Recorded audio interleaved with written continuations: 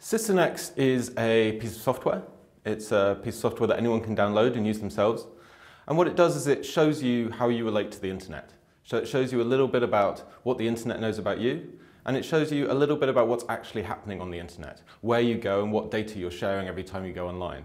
But out of this, it constructs a new kind of citizenship, a new way of thinking about your position in the world that isn't necessarily based on nationhood or identity that's given to you by your passport, but based on the data that you choose to share. I've been looking at various ways in which technology changes society and society informs technology for many years. And many of those things, when it comes down to individual actions and relationships, come down to how we identify ourselves, how we are seen by these networks and how we see these networks. And one example of this that I investigated a lot in my work is laws in Britain which have allowed for people's citizenship to be removed from them. Certain laws have been passed so it's easier to remove the protections that someone has under the law.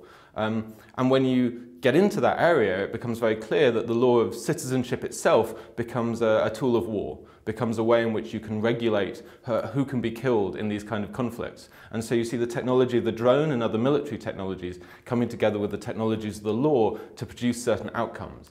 My work is often considered to be political in various ways, or I'm often given the label of a kind of activist artist, which I think is interesting. I obviously have my own personal politics, and that may come out in the work. But equally, I don't see how it's possible not to be involved in these kind of questions. To make any kind of work today, whether it's artistic work or diplomatic work, or whether it's industrial or retail work, you are engaged within a system of politics that you are active in. The decisions we make every day inform political changes. They can either reinforce them or they can challenge them. So for me, there's a very little distinction between making artwork, discussing these kind of issues, and taking actual political actions. For me, these things are entirely intertwined and there's no separating them. Being able to see those things is key. It's impossible for us to act inside these networked complex systems if we have no understanding of what is going on within them.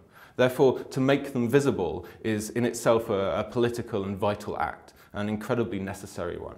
And that has always been the role of art in various forms. In the most naive sense, simply to draw a picture of something is to give it a certain kind of political power.